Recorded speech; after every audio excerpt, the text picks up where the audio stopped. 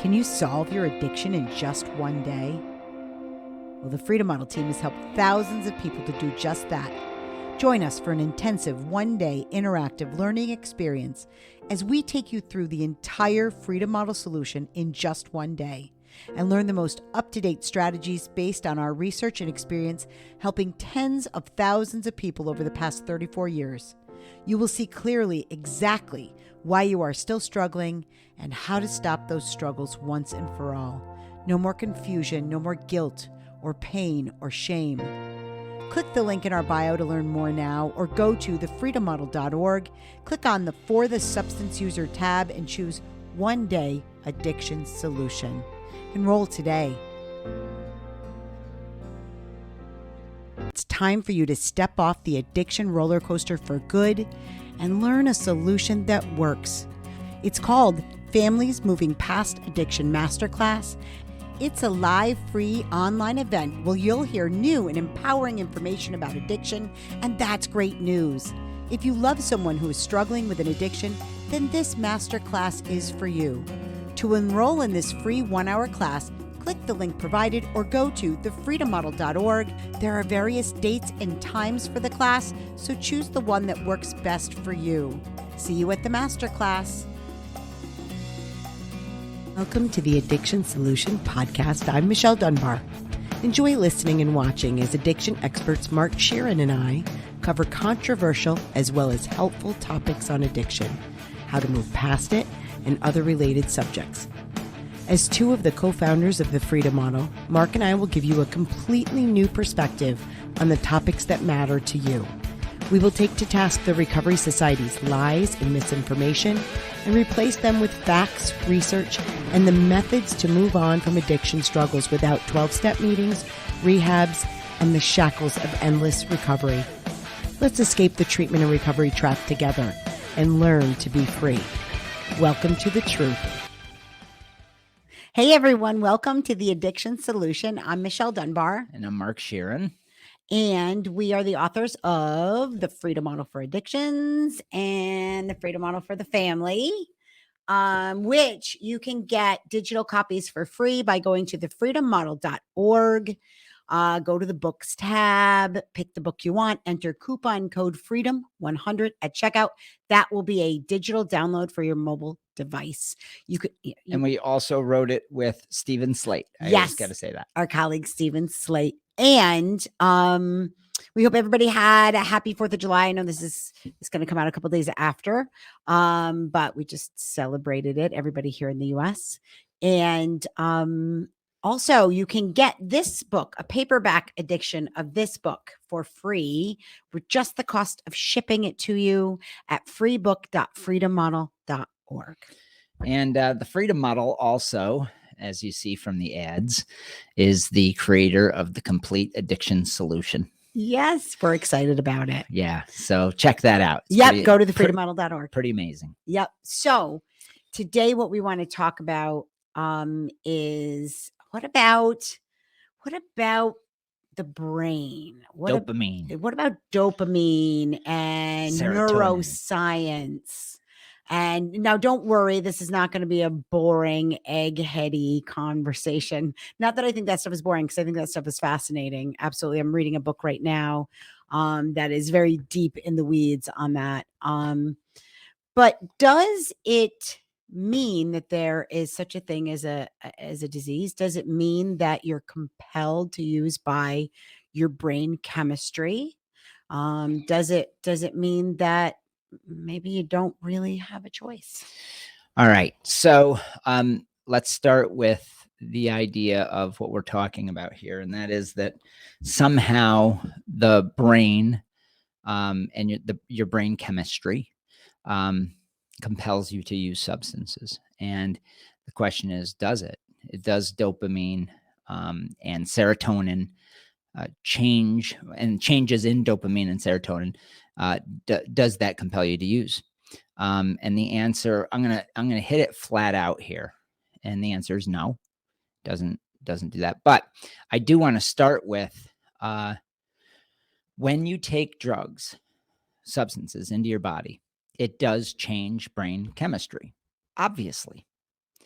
And some of those changes can be longer term, like days, sometimes weeks, maybe even months with benzodiazepines, as an example, or For sure. even some antidepressants, which usually aren't habit forming. But the point is, we can alter brain chemistry and change the way the brain functions with drugs. Now, neither of us are pharmacologists, but we've studied this for 34 years. We probably know more than most people on the topic. But what we are experts in, and this is the important part, get listening, is that no matter how much your brain has changed, people are able to choose to change. Yes. And that's something that gets ignored. So here we have a situation. Oh, my phone is ringing. I thought I shut my ringer off. I thought he did too. So look, what we're gonna talk about today is the problem with neuroscience. Okay, the problem with neuroscience, psychology, behavioral health, all of these things is the power of choice, is the question of, are we truly free? Do we truly have free will? And you can go pretty deep into the neuroscience realm, and very, very smart people, and it's very interesting to me that very smart people will talk about brain science as if it's settled science, as if it's something that is known factor. They'll talk about different areas of your brain and what different areas of your brain do and don't do, and really, and then try to make that, like, translate that into predicting behaviors, or showing people that somehow they're not in control of their behaviors. And we know based on a plethora of behavioral research that you can't predict human behavior. Yeah, there's no way. So here's something that's interesting. So can you see a person's choices on a PET scan? Or what are their thoughts? Yeah. Specifically. Yeah. Can you tell their motivations from a PET scan? Can you slice the brain open, take a slice, put it on a petri dish, and then look under it under a microscope, put it on a slide, and say, that is a thought. And it's this thought. It's when he was thinking about polka dotted Hippopotamuses. Yeah, wallpaper, right? And so when we start to get into the realm of thoughts, motivations, desires, emotions, interpretations, beliefs, all of that is so utterly and completely complex and varied, infinitely varied, infinitely. Now you further complicate that with autonomy. And that is that none of us really can, a scientist cannot measure a person's thoughts because he doesn't even know if the person's lying. So if we were to have somebody hooked up to a machine that could read their serotonin and dopamine levels accurately and universally throughout the brain and map out every single neuron of the trillions that exist inside that skull of theirs, if we could do that, we can. And then we could say, all right, I want you to think about polka dotted wallpaper. And the person says, okay, I will. And really they're thinking about their divorce.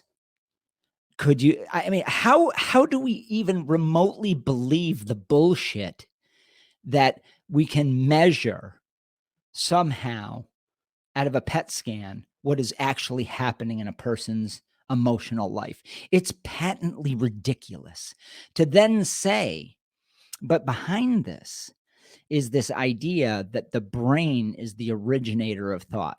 And it's not. It's not. Your mind is. And that's self-evident because you think, right? I mean, that's so self-evident, but it doesn't change the fact that people say, no, your brain is the originator of thought. Well, that means that the brain has a mind of its own, doesn't it? So is the brain in control of you?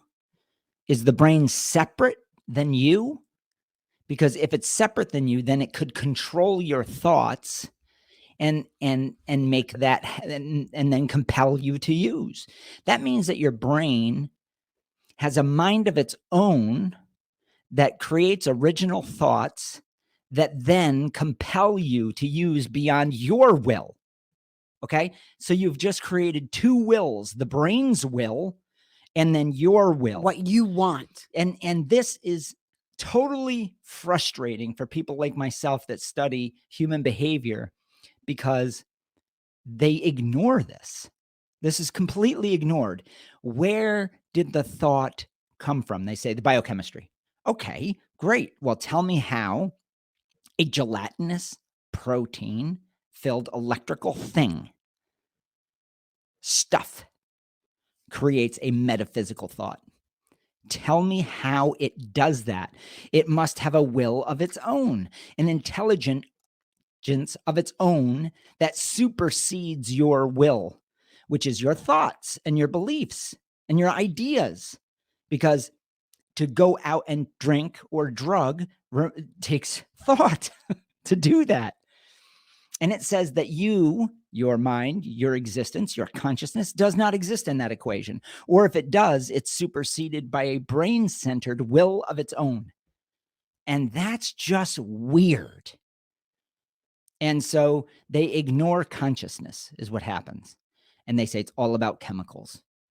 Well, I'm sorry, but I find it hard to believe that chemicals equals the origination of thought, because life is just too organized for that. I mean, I don't believe that a brain will that has a will of its own is then chemically altering your thoughts and then creating thoughts, and then it's randomly, and then we create a space shuttle out of that. And that's all random? Well, and based on chemistry? Yeah. And so I can already hear where people are going to go on this. And it's the same place that people go when we say that drugs can't change your thoughts. They think we're saying they don't do anything. Right. And we're or that the brain doesn't matter. The brain doesn't matter. The brain, so you're saying that the chemicals in the brain don't do anything? No, we're saying that the brain is not in control. Right. Okay. There's a difference between saying that, if we go to the example of drugs, there's a difference between saying that a drug is in control of your mind, of your thoughts, that can change them, and saying that you're in control, right? Or saying that, it definitely affects the processing within the brain. So the brain is a processor. It's a processor. And it's necessary in the human condition to live. We get that. We don't argue that. And it's affected by substances. Absolutely. Absolutely. So, I don't want to even go into the spiritual realm either, because people are going to go there and talk about, now you're talking about the soul and you're talking about the spirit and things like that. If that's the way you want to view it, sure, but not necessarily. Okay. Nobody knows where the mind originates. I've read so many books on this, and I continue to look for them, because, and when it comes right down to it, neuroscientists don't know. They don't know what the mind really is, or where it comes from. They don't even look at it. No, they act as if it doesn't exist, to the same degree that I might marginalize the role of serotonin and dopamine in decision making. They go one step further in the other direction. They act like you don't even exist. Right. That there's no will at all. And here's the crazy part of that.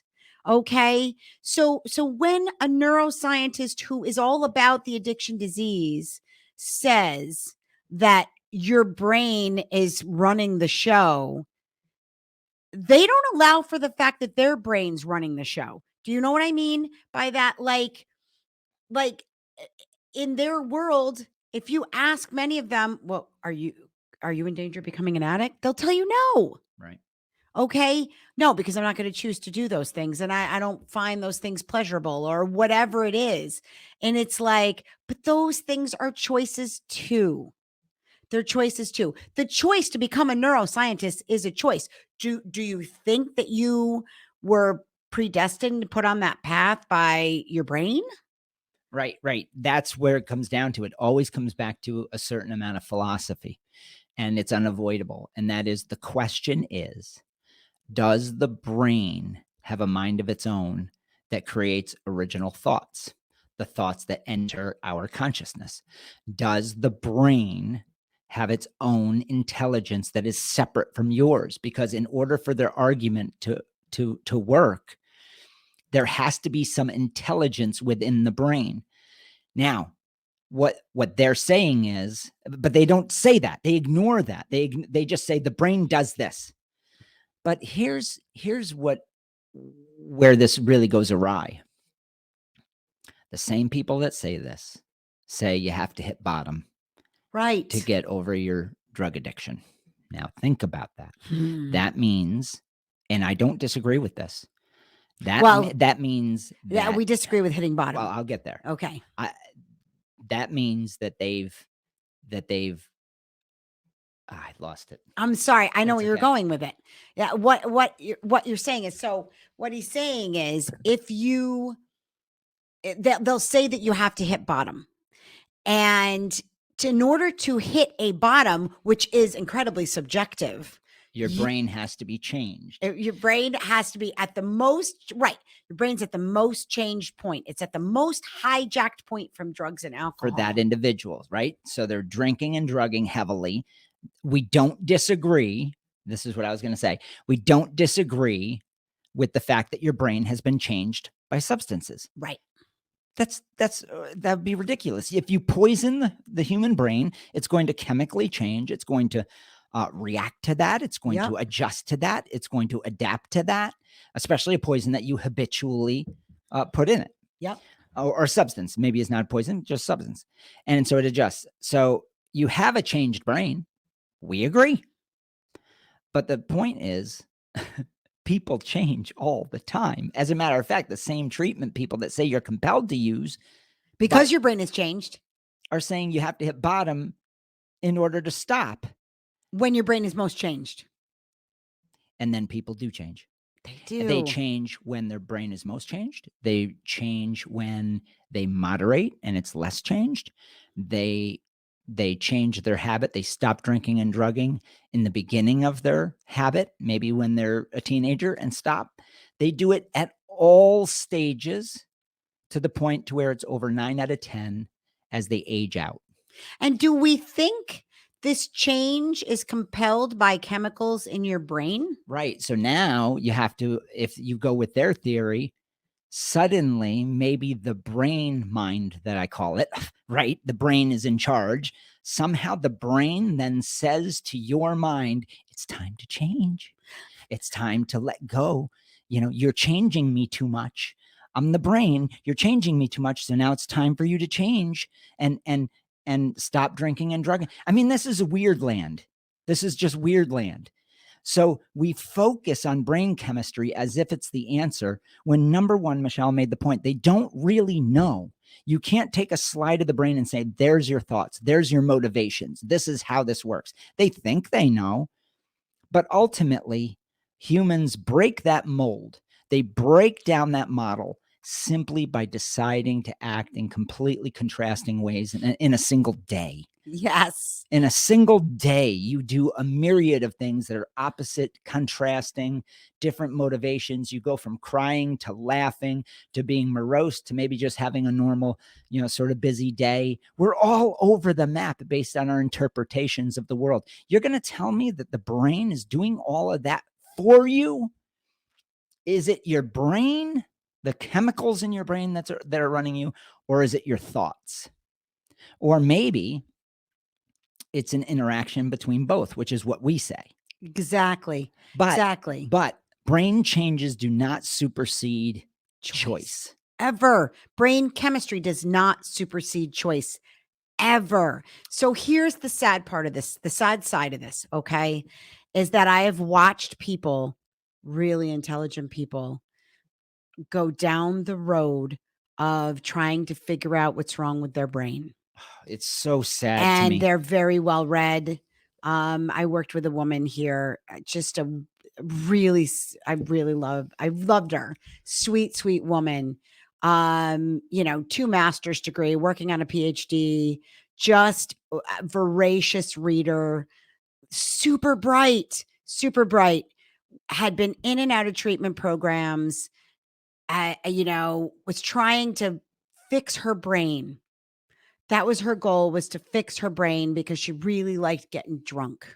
She really liked getting drunk. And no matter how much we talked about choice and behavior, she was absolutely convinced that her brain was broken and there was no way for her to stop. Right. And so that became her reality. That became her reality. Now, forget the fact that she spent, several weeks. She spent 4 weeks at the retreat, not drinking. We were having a great time. We were, we went to a concert. We did a whole bunch of fun stuff together. She was really like opening her mind to the possibility, wow, maybe I am in charge of this. Maybe there's something more than the brain that's in, you know what I mean? Like maybe it's not all about the brain chemistry. And now she's had a psychiatrist and another psychologist that she had all these people she was seeing. And it's a sad thing to report that when she left, it only took her about 6 months to go back down that rabbit hole. Yeah. Yeah. It's an alluring idea because people want when you look at physical things, it becomes very black and white. And to say that it's serotonin, to say that it's dopamine, that it makes it really simple. I have no control because my brain is broken. And that's incredibly sad to me. Sad. Because here's the deal. I started asking these questions 35 years ago. And I realized that I would listen to supposed experts stammer. And they would say, well, and then they'd finally, when I would keep asking about the brain chemistry and all this stuff, because that's when it was starting about 40 years ago, this whole brain disease model. And I realized they didn't know. They'd say, when I started to really dig, they'd say, well, we're really not sure how that works, and I started to realize that if you ignore people's thoughts and motivations and this whole realm of how we think, it's 50% of the equation. You have a physical thing called a brain, but you also have this infinite thing called free will. How do they work together? Now, we do know that in stroke, traumatic brain injury, you can really alter somebody's ability to process thought. That's true. So the brain has a very important purpose in this relationship between mind and brain and the physical universe we live in this vessel, this physical vessel. I always talk about this, but I can't pick up this cup of coffee without first wanting it in the mind, then processing that thought to move my arm, to bring it to my lips, then to taste it, to then have the awareness in my consciousness, my mind, that, that tasted good. And that whole experience. So there's a back and forth relationship between mind, brain, and back to mind. And that everybody, if you think about it, you can't do anything in the physical realm consciously without consciously thinking about it, right? In the mind. Now, if thought originates in the brain, it automatically means that the brain has a mind of its own that is separate from yours, from your awareness. And that's a weird thought. Now, I know I'm getting into the weeds, but it has to go here because we have to be asking ourselves, do I really believe that a physical thing, if it didn't have a mind of its own, that a physical thing is running me? It makes me want the coffee. That's what these people want you to believe. They want you to believe that a chemical, serotonin and dopamine and other chemicals, fire randomly, which then says, I want coffee. Or I want to think about polka dotted wallpaper or any infinite thing. And that's completely fucking random. Okay. Or if it's organized and we build space shuttles, that the brain's mind, without you involved, without your consciousness involved, is making a decision to make a space shuttle. or the circuitry for that part of the space shuttle, right? Who's deciding that? Who's the puppet master of the brain? Is it you, your consciousness, or is it some other entity within brain chemistry that has somehow organized itself to work with all the other brain chemistries in their sphere of influence and makes shit happen? I think that that is such a fucking leap. Yeah. And ridiculous. Yes. On its face. I would rather believe that what actually is shown in society, and that is people have varying degrees of brain change when it comes to substance use, and irrespective of it, 91% of the drinkers are going to eventually drop out of the problematic use cycle by choice. Yeah. That's a fact. That's a fact. It's self-evident. We can look out and see those people. The research is there. 96% of heroin users, 99% of methamphetamine users, 98% of cocaine users, right? So we know that people, irrespective, it doesn't matter how much their brain chemistry has changed, whether they hit rock bottom or not, none of that matters. What matters is, I think I can be happier doing that. Now, happier is in the mind. Is happier, the concept of happier, being run by a puppet master in your brain, which then tells your consciousness to go and change your substance use habit? Do you really believe that? Because that's what you have to believe if you believe brain chemistry is running you. Because they do not allow for you to be running your brain chemistry. Their argument is that you, meaning your consciousness, your mind, your ability to think, is not running the show, that something else is. And they never explain what that is. That was my fundamental question 35 years ago. Well, who's behind the brain chemistry then? If it ain't me, who's behind the brain chemistry? Now, there is thinking that, in the neuroscience world, and really, I think it's more the quantum physics world, that our thoughts are what is in charge of our brain chemistry, right? Yeah, that's that my makes view. more sense. That's my view. And that our thoughts ultimately are our own, and that we get to choose. Now, that doesn't mean that there aren't habitual thoughts, right, that seem to just pop out of nowhere. That doesn't mean that there aren't, triggering events. I don't like the word trigger, because cues, yeah, like sure. environmental cues that might remind us, right, that of something, like when you have a certain smell, might remind you of being at your grandmother's house. And so all of a sudden that thought seems to appear based on the smell of spaghetti sauce cooking or something. So there is a lot at work, and it can feel like we both understand what it feels like to be out of control. Right. But yeah, we do. That perception that I just want to get fucked up every day, right? And that's or you wake up in the morning and you have conviction of, I'm not going to do this today. And then as you go through your day, the cues are there, right? The same cues. You go to the same job, probably went the same way to work. You go to that same job. You have the same bullshit with that same coworker. You end up going home and you get the bullshit from your husband, and then you're like, fuck it, I'm getting drunk. I mean, so we understand how, but do you how that can feel out of control, but do you also see that you still chose to go the same way to work every day? Yeah, it was a decision, right? You still chose to react the same way to that stupid coworker. You still chose, you kind of came home with a bad attitude, already anticipating that your husband was going to be a dick, right? So you kind of set it up all day so that you could get fucked up later.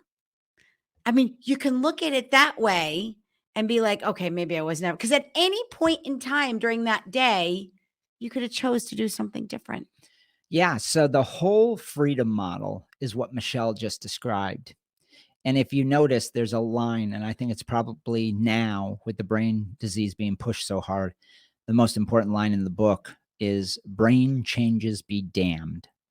It doesn't matter. It doesn't matter what's happening in your brain, unless, of course, you have wet brain and you are debilitated by damaging your brain to an extreme point. Then your ability to process conscious thought can be hampered. But still, we see that those people still have motivation, still have choices. They're just going to have a harder time at processing life. Same goes for stroke victims. You see personalities change with stroke. You see all kinds of wild things happen. So the brain is very important, and absolutely. But we downplay its resiliency. We make it seem like it's this fragile thing. First of all, like I talked about, that it's run by some invisible puppet master that has some intelligence and is telling you what to do. And then we tell people that the chemicals now tell the brain that we need more of this. But none of the research bears that out. None of the actual actions of human beings act that out until we are taught that in our mind, in our beliefs, in our thoughts. So brain changes be damned. If you show people, like we do in our book, that you can change, that you can be happier not using, people naturally gravitate to what they love, to what they find beneficial in their life. And I don't even need a book to tell you that it's going to happen whether you like it or not, because we're geared towards happiness. That's the beauty of the way the mind is constructed, not the brain, but the mind is constructed with the positive drive principle. So the freedom model is really simply a model that looks at reality. And reality says people change with impunity. When they decide they see something over there that's better, they naturally like to gravitate to something that is beneficial to them if they believe it. So it doesn't matter how changed your brain is, except for traumatic brain injury, wet brain, and in Bender's unconsciousness. When your consciousness has separated from your physical being, from the brain processor, you are passed out and you're overdosed. We get that. We don't argue with any of that. I also don't argue with neuroplasticity. I was a proponent of it when it was new on the scene. I think your brain changes into habitual modes, but that just means it's efficient. It doesn't mean it changes your motivation. Yeah, everything you learn changes your brain. You can learn to play piano, but you're not compelled to play piano. Perfect. I want you to just memorize that line, right? A taxi driver, his brain changes with a map, an internal map, doesn't mean he's compelled to drive the taxi in that way, right? So our brain can change based on taking drugs, thoughts of drugs, physically ingesting the drug. All of that changes brain chemistry. And there's neuroplastic change. There's also poison mitigation changes, right? So there's sort of that physical addiction changes. There's all these different things that change the brain, but it doesn't change the ability for the mind to supersede all that and choose a different path and go to detox, change your life, move on with it. People do it all the time. Millions. So you can go down this route, and people have, and they send us research that they're like, this, it goes against what you're saying. But all the research that gets sent to us never accounts for choice. It never says there isn't a choice. It never shows that. Okay. It can't. So it's impossible. Unless, I mean, and if you want to believe that you're compelled, if you want to believe that you don't have a choice, and you're going to keep going down that brain-centered road, okay, you're free to do that. You're free to choose it. It's a long, it's a road to nowhere. Okay, because the science isn't settled with respect to behavior. It absolutely isn't, because the wild card is your mental autonomy. That's right. And nobody knows what you're thinking at any given moment in time. Nobody knows why you like the things you like. Just you. Just you. You're the only one in there. And so this book, The Freedom Model, can absolutely give you a pathway to change it. but it is all up to you in the end. There's not a magic pill. There's not a magic therapy. There's nothing magic that's happening other than the magic in your own mind. That's right. So the question fundamentally comes down to this. If you believe you have a mind and thoughts that are internal to you, that you have free will, autonomy, you're your own person, your own mind, and you're the owner of a brain in this meat suit, and that you're running the show, you're probably going to have a good life. You're going to feel empowered, and it's wonderful. If you believe there is an invisible puppet master that is your brain, right? That is running your brain tissue, because we obviously know that something physical can't actually make thought, can't generate thought. It can't make something metaphysical happen. So there's got to be some sort of metaphysical mind of the brain that's a puppet master that then manipulates your processor for you to act in some random way. You can believe that. And then you can even believe that your brain tissue is then altered and now you are a slave to that puppet master, right? That gets in the realm of really strange religion. Well, I almost think it can be even an easier thought than that. Am I in charge or not? Yeah, that's what it comes down to. I mean, that's what it comes down to. Am I in charge or not? Like I this morning, for a good example, I had decided, because I wake up every morning between 4:30 and 5:30, and I'm like, I'm finally just going to get up. So this morning I woke up at 4:20, and I was like, nope, I'm not getting up.